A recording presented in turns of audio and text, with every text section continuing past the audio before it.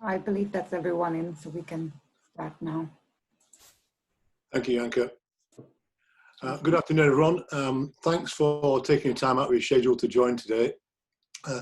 Usually I play a bit of a double act with Jude McCorry from SPRC, who can't be here at the start, but she will join later. In fact, Jude just sent me a message saying, happy haircut, Paul. And she's talking about, oh, she's just arrived. Hi, Jude. She's sending me that because I've been on 2 weeks lockdown at home and I got out for a haircut on Saturday morning for the first time. I'll be your host for today. If you haven't met me before, I'm Paul Atkinson, Chair of Scottish Business Cares and also founding partner of the investment business Par Equity. Since starting our webinar series back in March, we've now reached over 5,000 companies, providing much needed support for businesses at this really, really challenging time with COVID. Some sectors are in real trouble and other sectors are able to thrive at the moment. And we know of sectors who are actually doing quite well in the crisis. But the rate of technology disruption and digitization is massively accelerating, with many businesses having to pivot and review and refresh their business models to survive and thrive. Winning new business and retaining strong client relationships is critical in any market. But in the current climate, it could be the difference between surviving or supercharging your business performance. Our guest speakers today are none other than Alistair Forbes, founder of the Scottish Tech Army, and Graham Gordon, CEO of highly acclaimed IT support business, IFB. Alistair and Graham will take you through their views on how to position yourself against your competitors. As we go through the presentations, please feel free to put forward questions on the chat. They were picked up by Janke, I think, or Jude, and we'll answer some questions at the end of each section. But without further ado, first up, I'd like to invite you to introduce you to Alistair, founder of the Scottish Tech Army, but also a highly experienced founder as well as investor in big technology businesses. Over to you, Alistair. Thank you very much, Paul, and good afternoon, everybody. Let me just share my screen here. Okay, so Graham and I, in preparing for the webinar, decided that we take slightly different spins on this to avoid too much repetition. And so I'm going to be coming at this from the perspective of fundraising and investment, and Graham is going to be looking at it primarily from the point of view of business operations and an entrepreneur viewpoint. And the way I've structured this is to talk about what I'm calling the 7 deadly sins of competitive positioning. I'm sure Paul will recognize most of these in these mistakes in investment pitches. I think it's fair to say that the competitive analysis section is often, or very, very commonly, one of the poorest parts of any investment pitch. So what I'd like to do is just to go through some of the things to watch out for, and therefore give you some thoughts in terms of how to do this more effectively. So the first of the 7 deadly sins, I would say, is, if I can get my slides to advance, there we go, is silence. It seems such a basic thing that it's really surprising that in actual fact, you get investment pitches that are saying nothing whatsoever about competitive positioning. It's effectively the missing page in the investment deck. And while it seems obvious that it should be there, it's surprising how often it's missed out completely. And of course, what that tends to engender in the person reading it is a sense of concern about how well the business has thought about its position in the market. How is it going to be able to articulate that and to differentiate itself in the market? And so simply saying nothing at all is putting a doubt into a potential investor's mind right at the outset. And of course, the follow-on consequence of that may well be that they will start to apply their own previous experience or assumptions, which may not in fact be correct. But if you're not being clear about what your positioning is, then it's basically leaving it open to interpretation of the reader. And that's the very last thing you want to have happening. Second one I've described as arrogance. And it's an easy trap to fall into, that businesses are very focused on the product they're developing, the innovations that they're creating. And you see the classic statement of, we have no competition, we're unique. And that's, while it's good to be confident in the value of your product, Again, the problem is that it just suggests to anybody reading this that you haven't really done your homework. And unfortunately, there were a couple of smart guys from Stanford created something that makes it pretty easy to disprove that theory. You'd be amazed at the number of investment pitches that come in that say we have no competition, and 5 minutes on Google and you can turn up multiple potential competitors for a business. So that simply refusing to acknowledge the fact that there could be any competition is again very counterproductive. So making sure that you understand what that competition is and how you can position against it is going to be absolutely fundamental to being able to attract to generate confidence and to attract investment. The next one is the danger of superficiality. So this is sort of symptom that comes up when companies have thought about this, but in a very haphazard way. It's the last thing they thought about putting into a deck, and therefore what you get in there is something that minimizes competition and more or less dismisses it. So this picture is for any of the fans of Father Ted, the TV series, in which Father Ted is trying to explain to Father Dougal that there's a difference between something that's very small and something that's far away. They may both look small, but they're very different.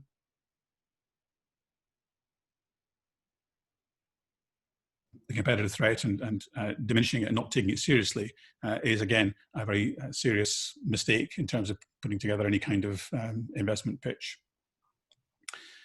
Another common problem is that all you get is the usual suspects. So people are in this situation, they're identifying well-known companies that are operating in a somewhat related space, and they put those names into their competitive analysis, and it's generally a very superficial analysis that doesn't really understand what the level of overlap, what the level of competitiveness is of those products. It's just a symptom of, again, not really having spent enough time doing the investigation, doing the analysis, and being able to articulate clearly why there is actually a differentiation in what your product or service is setting out to do. The next one is tunnel vision. And this is the kind of situation where companies only think about the direct competitors. So these are businesses that are trying to sell a similar proposition to the same set of customers. So in this case, it might be something whereby you've got some technology that applies robotic process automation and AI to capture data, to analyze it, and to present it back to you. But it's really important to recognize that it's not only direct competition that can be what you're up against. So meet Josh. He's really good at gathering information, analyzing it, and presenting it back to management. He's got a great user interface. You just tell him what you want and he delivers it. He might even be cheaper than the robotic process automation and AI solution that you're trying to sell. So it's really important to understand that competition is not just other things that look like what your thing looks like. It's whatever a business can use in order to solve its problem. So making sure that your competitive analysis includes indirect competition, i.e. alternatives, as well as the direct competition, is really important. Selectivity is another problem. Basically, this is about cherry picking the things that make you look good and ignoring the things that don't. And we've all seen this kind of chart on websites where it's a matrix that has features down the left and your product and competition along the top. And of course, there are ticks in all the cells for your product, and most of the others have few or almost none of the attributes that you are comparing against. The most common problem that people have with this is that what it doesn't tell you is what the competitors have that you don't have. So if you're trying to promote a solution, people will look at the whole product, not just the bits that you want them to. So if you are going up against a competitor who may not have all of the features that your product has, but has some things that yours don't, any representation like this, again, it's pretty easy for somebody who's trying to do any kind of due diligence on the proposition to go and have a look and see that actually this is not a representative comparison. And so that cherry picking of just the things that make you look good, while it may make for a pretty looking chart, can also be very counterproductive. There's also the danger of being delusional, frankly. And so a typical example of this would be this kind of Boston Square kind of matrix where, you know, you've got one desirable attribute on the x-axis, another desirable attribute on the y-axis. And of course, your product is positioned high and to the right, which is the place we all want to be. And all those other losers that have got no chance of being successful ever are in the bottom left. And actually, that's usually where the market leaders are positioned. It's important as well to, you know, to be careful in choosing, if you're going to do something like this, what the attributes are, to make sure that these are actually defensible. So low cost and easy to use. If you put those onto a chart like this in the correct orientation, it's quite easy to make yourself look good against big competitors, but that's not the way that potential customers are going to look at this.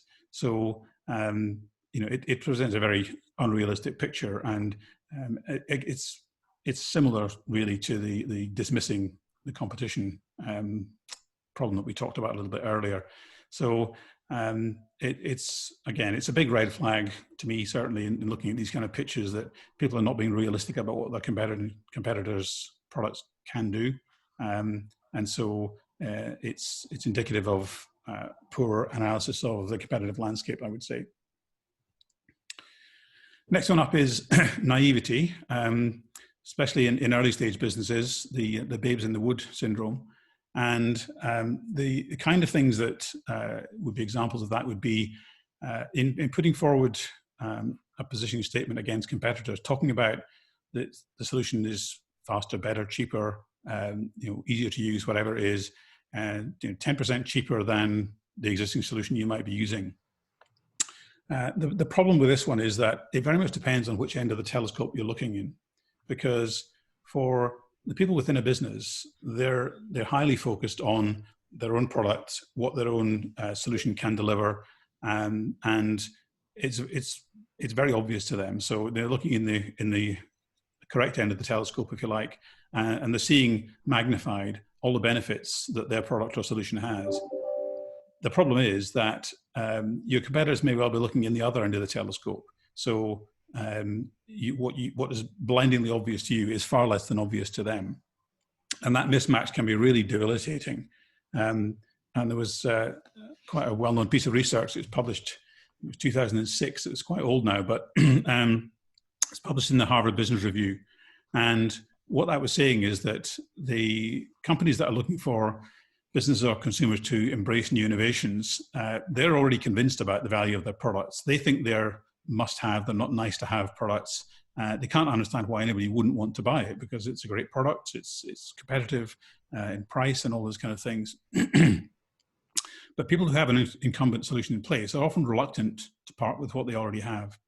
And so what they estimated was that people who are potential consumers of products, they place a lot more weight on the values of the incumbent product than the person who's trying to sell to them would do.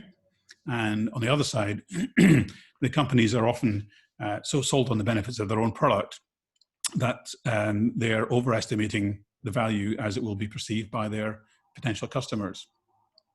And the research suggested that on each of these axes is about a threefold overestimation. And so that, if you multiply the two together, means that, you know, your product's got to be something like 9 times better if it's going to be an absolute slam dunk for somebody to buy it.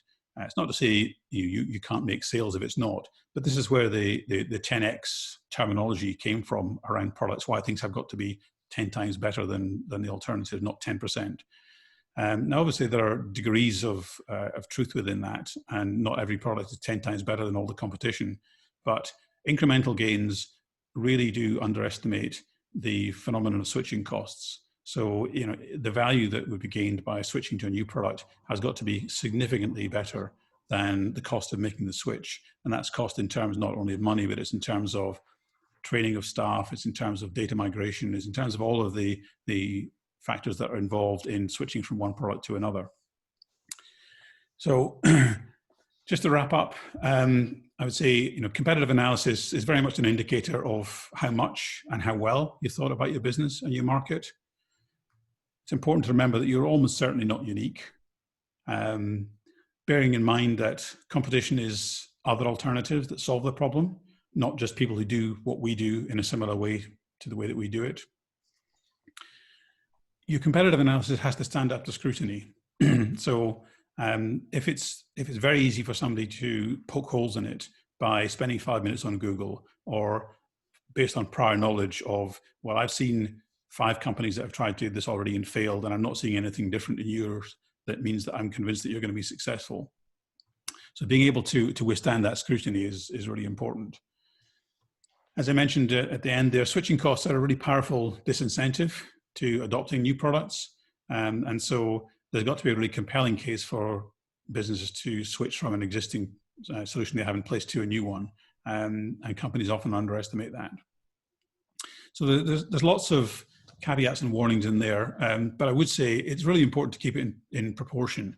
It's important to understand what your competitive landscape looks like. It's important to know how you position against it, but that should not be the primary focus of what you're thinking about in terms of your business.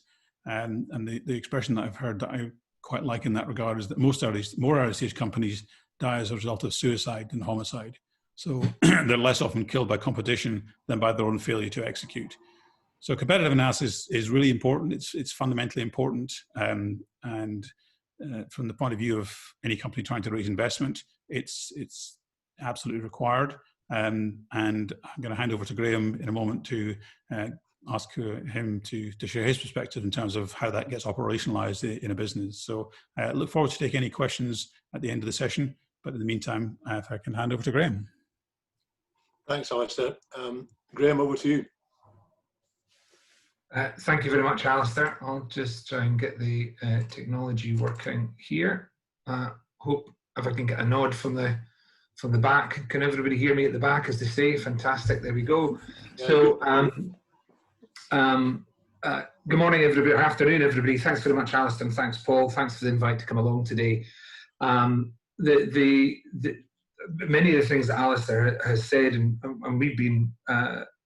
we've only once had to raise money and then decline the offer after a lot of hard work, but a big part of that was about that competitor analysis, and that grew us up as an organization. We're 25 years old in what we do, so in terms of the space we're in and what we do as an organization, we're quite middle-aged. I know I don't look it, and I've said this before,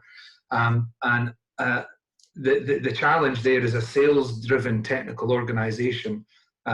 You believe your own internal hype. You've got to believe in the team, but then when you step outside and you start looking at the marketplace, and sales is about rejection as well as it's about success. Why are people calling your baby ugly, or just not even looking in the pram? And a big deal of that is exactly as Alistair's saying.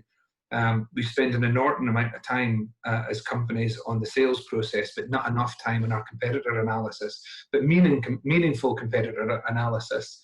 And for us, and certainly from my point of view as the CEO, it's, you can do the Simon Sinek thing and the Jim Collins thing and all these things, but it's back to the basics. Why are we all here? Well, we're here to make 100 million. Whoop, whoop. It's not the whoop whoop factor that we're here for. It's why are we actually here, and what does that most importantly mean for our customers? And sometimes in the competitor analysis side of things, as well as the sales side of things, and sometimes in the technical development, and technical can be not just IT, it can be the technical development of any product or service. The teams who develop that engineering solution will, of course, think it's the best thing since sliced bread. But there are other bread makers out there, and they very seldom, unless they've worked for other bread makers, realize that there is viable competition.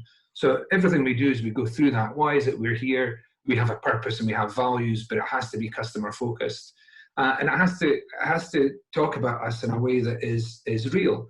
Because when we're engaging with customers, we're not a Microsoft and we're not a BT, we're not one of these super majors, and you will never outmarket. You will never outmarket these big guys. But what you will be able to do is out-proposition them and use their marketing oomph and their market research to a certain degree. There is a certain reason why certain products and services look and feel the way they do.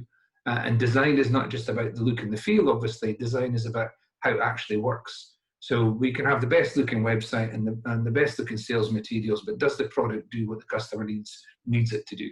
And that's pretty important for us. So what you should know, and more importantly, what you should do about your competitors, because if you take the fail fast mentality when it comes to product development and entering a market, the same should be that if you realize there's not much you can do about Microsoft and you're a software developer, okay, so how do I benefit from their market impact?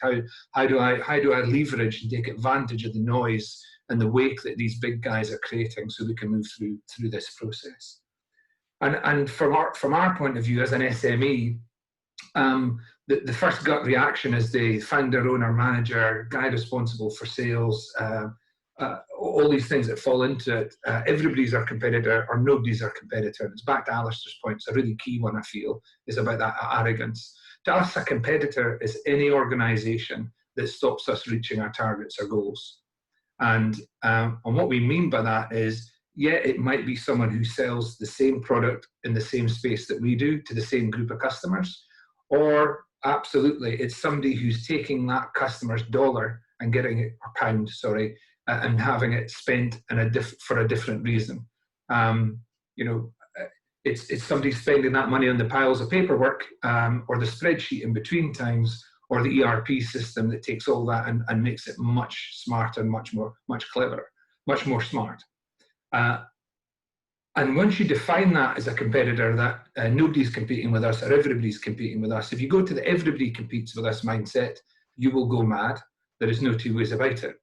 But you've got to look at what your customer needs are, and how you're going to fulfill them as best you can, and then understand how your competitors are going about that.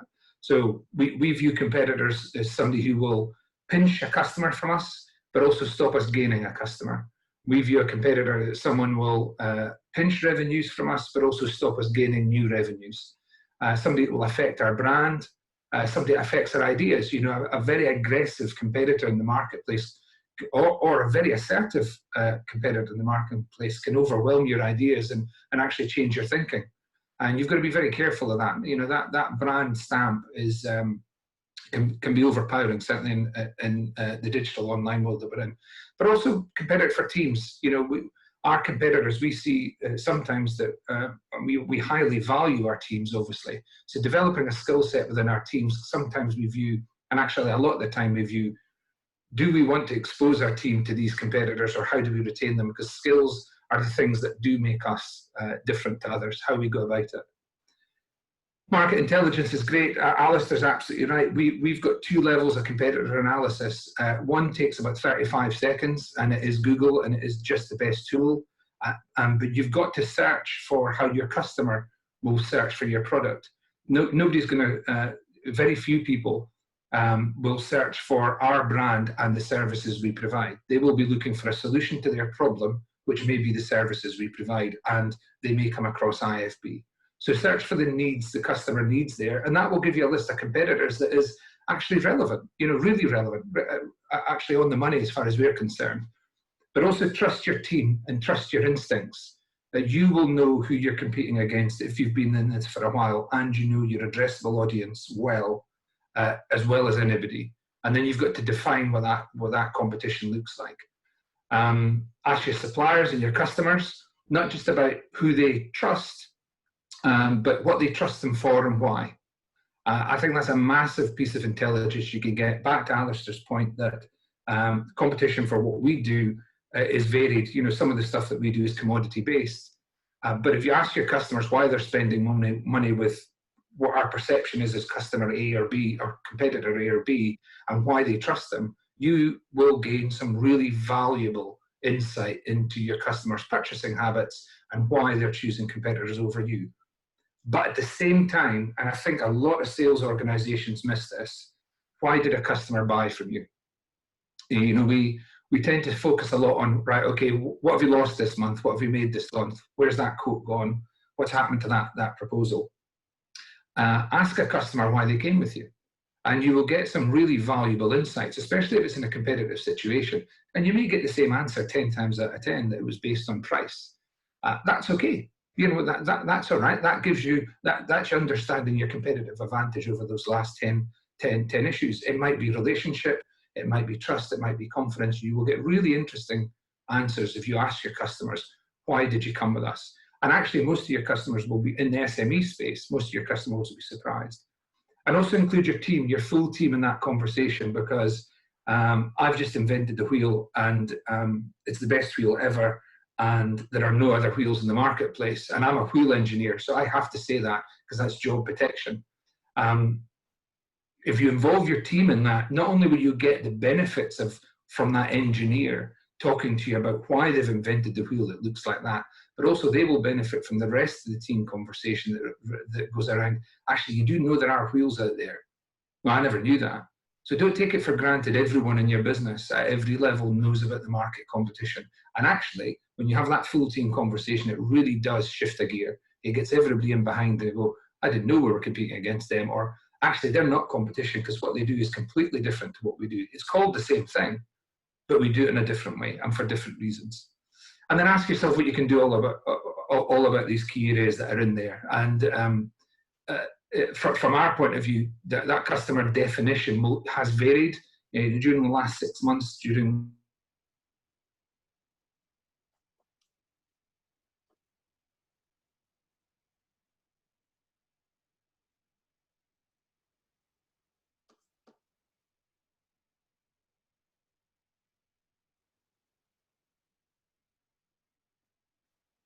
Have we lost Graham for a second? I think we lost him for a minute. Yeah.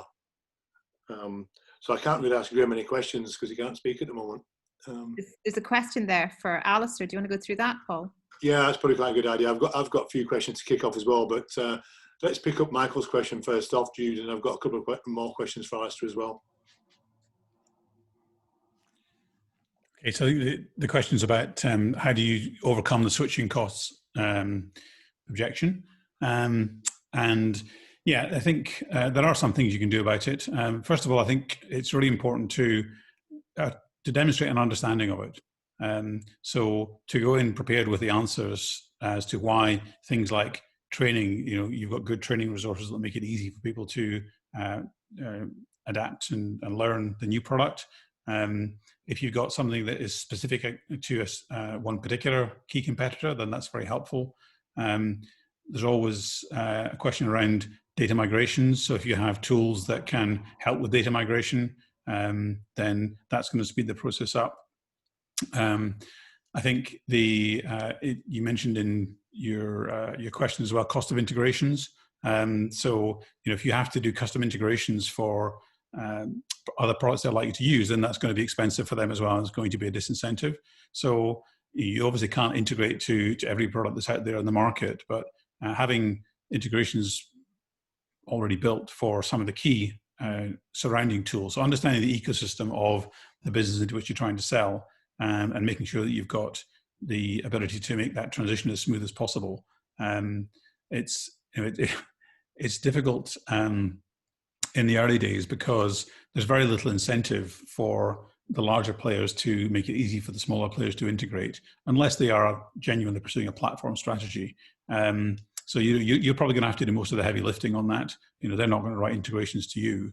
Now, if you get to the point where you're a dominant player in the market, then that's great because other people will do the integrations for you into your product. So I think those would be, I think the three key areas would be around the training of staff, the migration of data, and the ability to integrate with other tools in the landscape.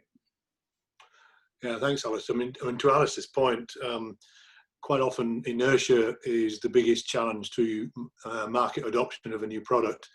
Inertia being people just continue to do the same old thing as they did previously because it's easy and it's in place already. And it's quite difficult for a startup early stage company with a new product to break down that inertia. So we shouldn't underestimate that.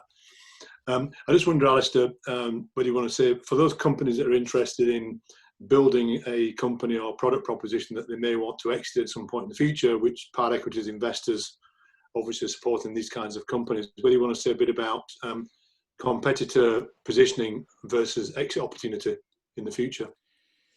Yeah, absolutely. And very much as you imply in the question, it's not at all uncommon for the larger competitors in the market to be quite acquisitive of the smaller companies.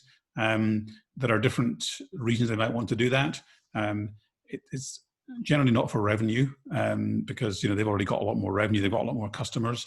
It can be for strategic relationships. So if you have relationships with people they would really like to have as customers that they don't, and that's particularly the case if you have something that is relatively innovative technology, that you have some of the market leaders are early adopters of that, then it's attractive for a potential competitor to acquire you for that reason.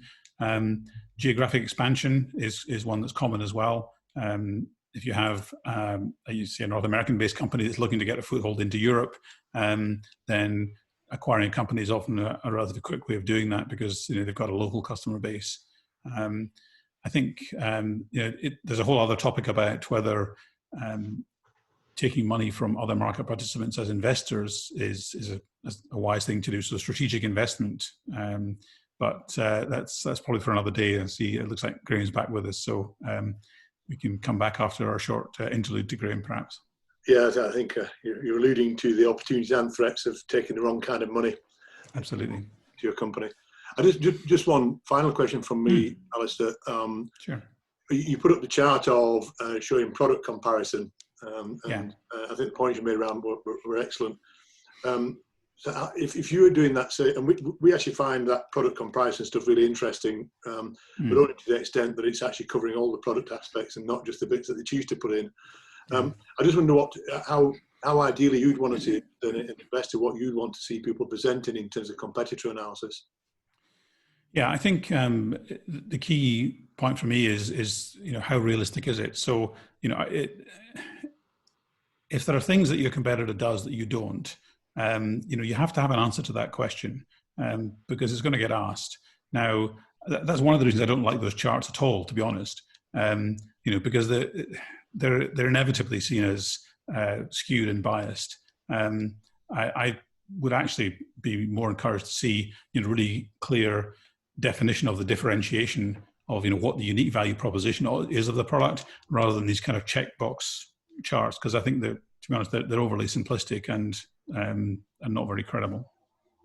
No, exactly. And actually, to that point, one of the challenges for people getting products and services to market is obviously the barriers to entry. By the same token, investors are looking for companies that can build barriers to entry and build a moat around their proposition or product to defend against competitor activity. Yeah. Thanks, Alistair. Great presentation. Some great answers there. See, Graham, I see you back. I am. Do you want me to just pick up where we've gone and go at speed through the last few bits, or how would you like me to do it? I don't mind either way, Graham. If you want to do that, if you've got a few more points you want to make, I've got a few questions for you as well. So if you want to do that, great. Yeah, I'll maybe just enter into this part. One of the things, and I suppose the failure in the presenter to plug in his laptop is sometimes your competition is yourself. If you're not prepared, if you're not prepared you're not prepared for the event, whatever that event is, and if it's a pitch for money, if it's a pitch for a sale, if it's a pitch for a partnership, you've got to think about those things. The stuff that you can control, control the controllables, and monitor the uncontrollables, and always plug your laptop power in. Is a schoolboy error on my part, which I'm quite embarrassed about and will be lambasted for later on. So from our point of view, how we view it as an SME, and a scaling SME, I mean, we want to grow through sales. That's what we want to do as a business. We need to put our customer need first. If you don't understand your customer need, you won't understand why your competitors are beating you. And because that's the only reason they will beat you. That Alistair's point about that check matrix, that here are all the things that we do, and look at all these other guys, they're only 80%. But maybe 80% is good enough for your customer, because that's maybe all they need. They maybe need only 6 out of the 8 check boxes. And if you don't know that, you're setting yourself up to have a problem. What can you do to match these better than the rest? It might be just as it might be just as the same as the rest, but how do you then differentiate yourself, and what benchmarks do you use in terms of who and why?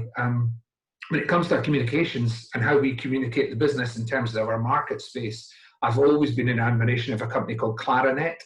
They're a big European, but UK-based, but big European internet service provider. They started off like IFB, I think about a year and a half after we started off. Their clarity in communication, when they're speaking to you as a customer, their clarity in communication is amazing, and the quality of their services is tremendous. So we benchmark ourselves in terms of, we've got customer personas. We have an Alex and a Tom, and both those is, what would Alex or Tom think about this if we did this? If we behaved this way, what would they think about it? And then outside our sphere, our outside reference sphere is Clarinet a lot in terms of market delivery, and that's important for us. We don't compete against them. We don't lose business to them. They've probably stopped us getting some business. There's no doubt about it. But they're such a large scale that actually they're quite you can have a friendly conversation with these guys as well.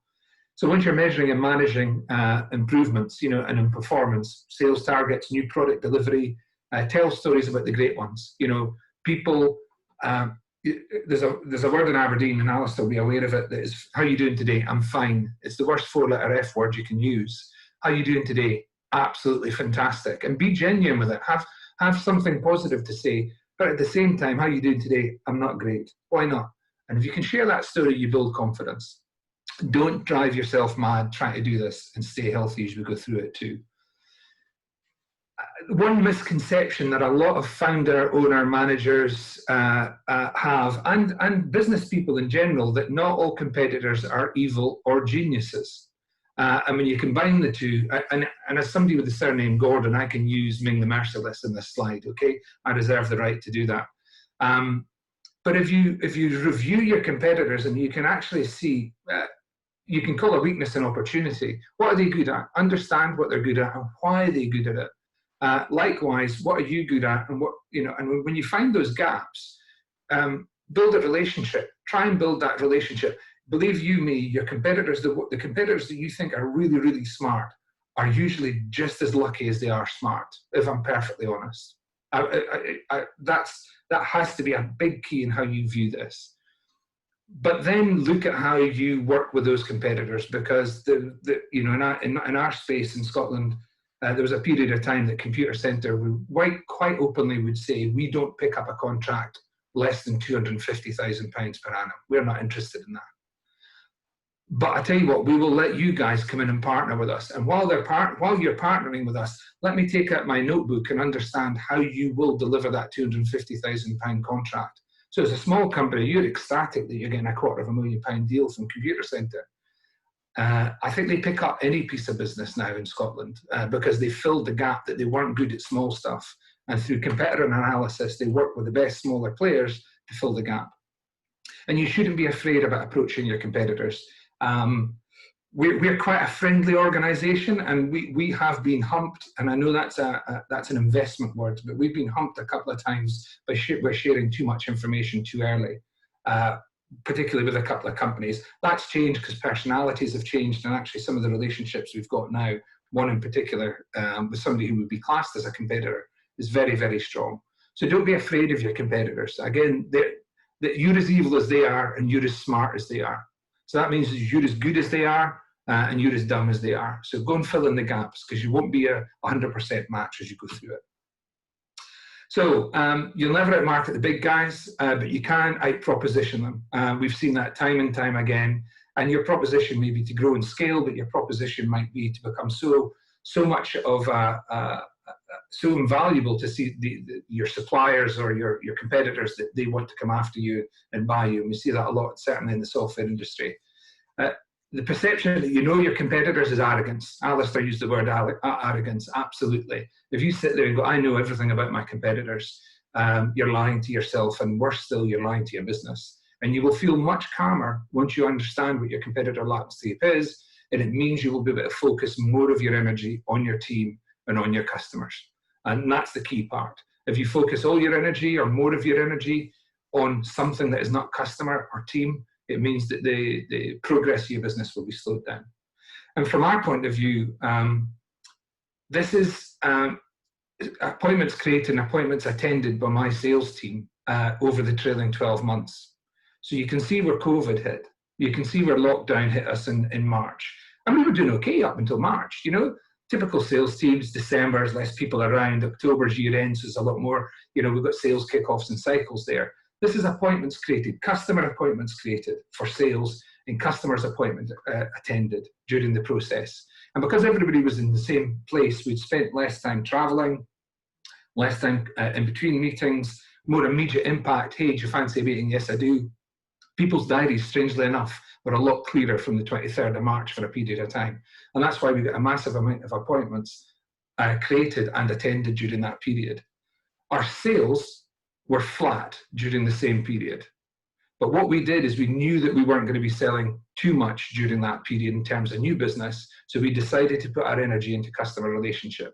And what we've gained off the back of that is we've retained our customers. We've got very little customer churn. But more importantly, through that process, we've understood from our customers what they really need in that post-lockdown, post-COVID world.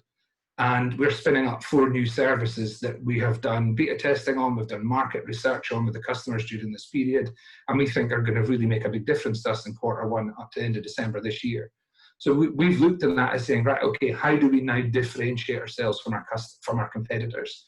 And it was fully focused on customers and spinning up any new services that we could gain that market intelligence from as we went through it. The thing now for the sales guys is they've now got to maintain these 2 lines, you know, but that's a different story. But what we did with that 90% energy on team and customers, we gave a really good brief. It was a whole team effort, including the engineering teams, and we've come back with 4 new services, which is fantastic for us.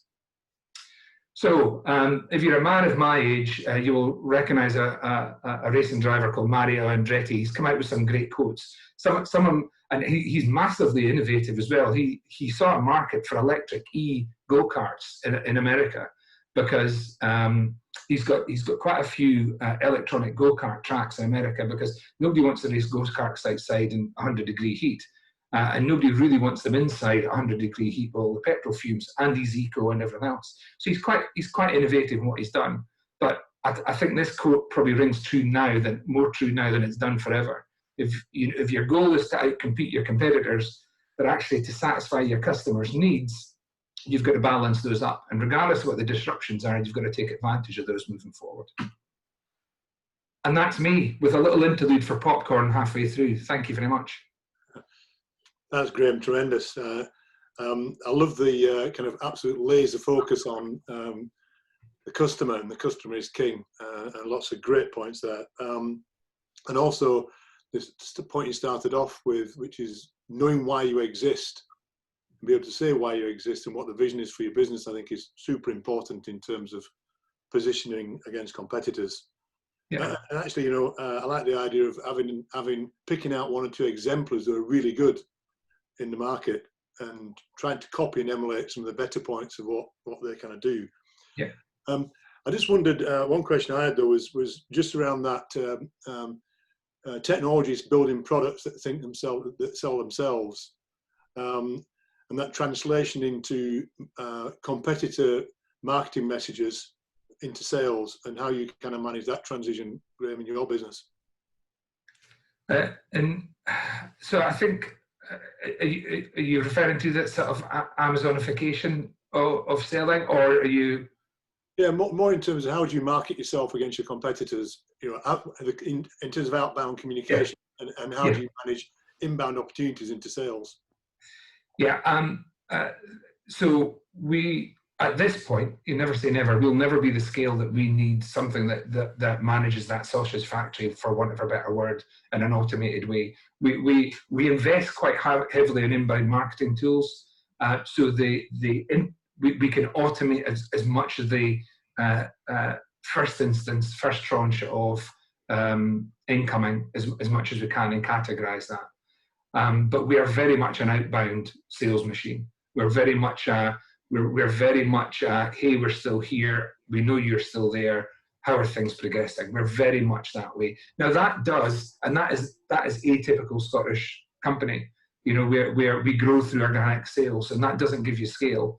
And we're trying to spin that, you know, where we think we've got a really great core. We've taken the new services just now, and we think that if we're going to double and double again, get to that 10 times, the moonshot, the Mars landing, all these sort of things, we want to be an exceptional organisation to work with, either for or with, and that's how, you know, that's what we want to be. So we've got to, these next stages for us and how we deal with volume. I think we've got just under 700 business customers, which is not massive, but enough to take us to probably twice where we're at now. And we're already now looking beyond that. There are a lot of tools out there that help us with that.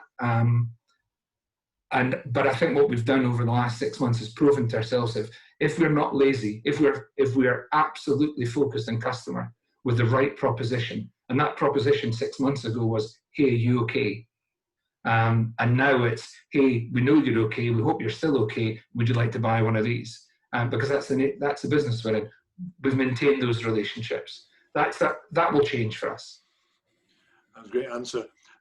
Jude, I was wondering whether I could at this point maybe hand over to you on a couple more inbound questions, just on the basis that I might need to step off the call quite shortly, and we may get some more inbound. If I'm not still on the call at the end, thanks everybody for attending, and thanks Alistair and Graham for tremendous points for everybody. Jude, can I just hand over to you at this point? Yeah. Did you cover off Craig Mackay's question? No. No. Okay. There's a question from both David Charles and Craig. Okay, I've got the Craig's one open now. It says, as Graham says, everyone can be your competitor, and we're often analysed against everyone. Admittedly, in a busy marketplace in terms of features, technology, current customer base, marketing budgets, etc. How much weight is given to comparison against competitor marketing messaging to differentiate for immediate target customer needs, how they buy? Any tips to do these well? And that's for Graham, and probably both of you. 10% of our working week, the 10% of any project time, and the reason I can say that is because we need to focus. So we need to focus 90% of our energy, which is people. Energy for us is people and time. Right, that's our multiplier. That's the algorithm we use in the business. How many people we've got? How many working hours we've got? How do we apply those working hours? 90% of those should be focused on customers and customer need, and the rest in that particular discipline is on competitors. And if we spend, and sometimes that goes up, you know, sometimes because we're very high in spinning up new services now. Just now we're probably spending a little bit. We've spent a little bit more time in customer analysis, competitor analysis, sorry, because we've had to. But it's very finite. You know, it's a Google page one, and it's who have we lost money to in the trailing 12 months for this service. Those are our two groups of competitors that we look at. Okay, Alistair, anything? In terms of that question about how do you stand out, I think the art of positioning is a very underutilized skill set. You know, and there's a book that came out last year which I recommend to random people in the street. I thought it was so good, called Obviously Awesome, and it's about how you go about positioning. And the author is a Canadian woman who's had an extensive career in tech marketing, and she gives various examples of this. And one she gives is about a business that had developed something that they were calling a network CRM product. You know, what's a network CRM? You know, nobody knows what that is. Nobody knew what it was, and they were really struggling to get any kind of awareness in the market. And by hook or by crook, they managed to get a meeting with an investment banker, and they were telling them all about how, as well as recording the details of each individual prospect and all the attributes about them, it was designed to let you say what were their relationships with other people that you knew. So, you know, right, you know, that person worked at the same company as that person. They were invested in by that fund. And this investment banker said, "This is brilliant. This is exactly what we want." So they changed the tagline for their product from network CRM to CRM for investment bankers. And guess what? Suddenly all the investment bankers started coming towards them because it was clear that it was a product for them. So that's just a really quick example, but you know, that I would thoroughly recommend reading that book. It's got, you know, lots of really good tips. Okay, great. The next question is, what's the most effective way for SMEs to gather customer suggestions for new modified products or services? So Alistair's done it forever, and it's really, and we've only just done it in the last year. We've gone through, we've completed beta tests on one service line, and we're going through another 2 beta tests. So, hey, would you like to help us develop this service? You know, as a trusted partner, all these sort of things. Identify the customers who can help you get to that endpoint and engage with them. And that beta testing is warts and all. And what we've taken from it, and because it was not led by the marketing team, it was led by the engineering team. They're not used to, they're not great at handling rejection the way that sales folks are. So actually, they were in that process of getting that customer feedback, getting it quickly, having that focus. But customer engagement's key. I mean, don't let it drag on, set the deadline. So all these sort of things. And Alistair will be much better at that in terms of product life cycle than we are. But we have gained so much more than just, this is a good product, you should take it to market. We've gained so much more comfort and confidence from the customer base by doing this. And not a lot of SMEs do it, you know, not in our space. We're a boring old internet service provider. We just do copper and fiber. All of a sudden, a lot of our customers have gone, bloody hell, you guys are innovative. This is really exciting. We expect this from much larger companies. We'd love to help you. And people want to help, you know. Just a follow-on question, Graham, for that. And what you're alluding to is kind of potential early adopters that will try something out to differentiate from their competition probably as well. I just put you for you, Anne, Alistair, I think, how do you spot the early adopters or potential early adopters? Yeah, I think very interesting question. And just briefly to pick up on what Graham was saying, in terms of how to gather that feedback, I think it very much depends on the type of product you're selling, i.e. if you have something which is, you know, a high value product to a small number of customers, then customer advisory groups are a really good way of doing it. So, you know, getting them together and or serving them individually. If you have something which is sold to a much larger number of customers, then there's some really great tools out there. They go under the banner of social ideation, but basically it's, you know, people can vote up and down features and that kind of thing. And we used one of those tools to very good effect, albeit only when we started actually paying attention to what they were saying and doing some of the stuff they were asking for. So that was the thing on that point. Sorry, Paul, what was your follow-up question? It was how do you spot the early adopters? Well, that is a fascinating question, you know, and what immediately springs to mind for me is a company that I was working with who had a product, cybersecurity product for the maritime industry, and they had managed to get an intro to one of the big Greek-owned, family-owned shipping businesses, and they invested a huge amount of time in the sales effort, and they got right the way to the, you know, CFO final sign-off kind of stage, and the CFO said, "I'm not signing."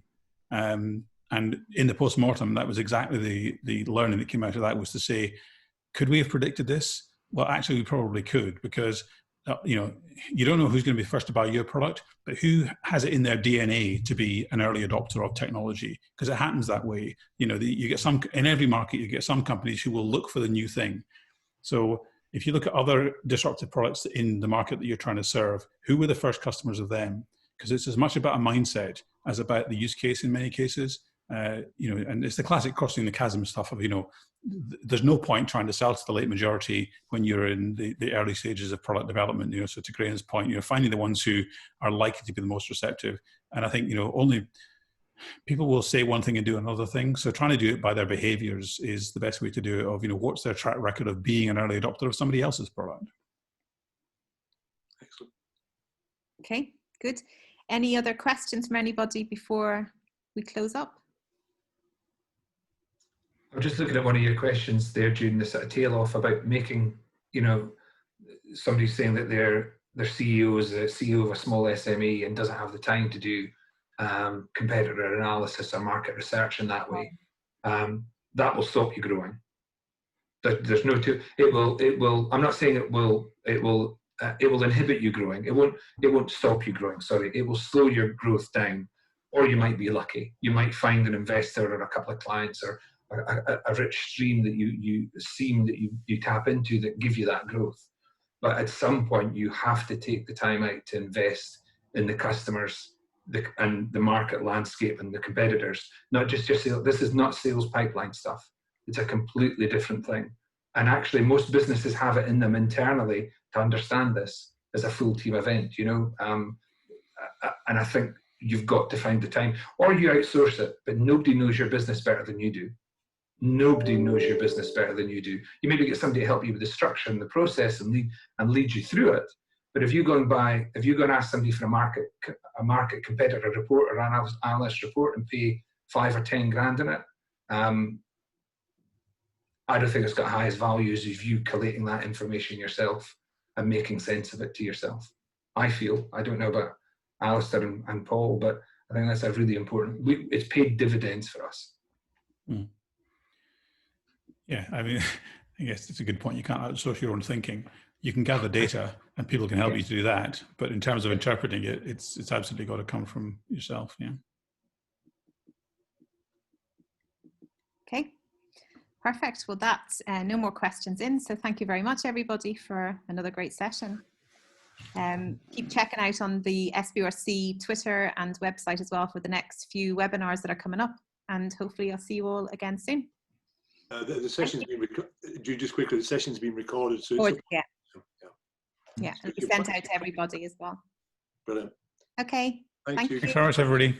Thank you all. Bye. Good to see you. Bye.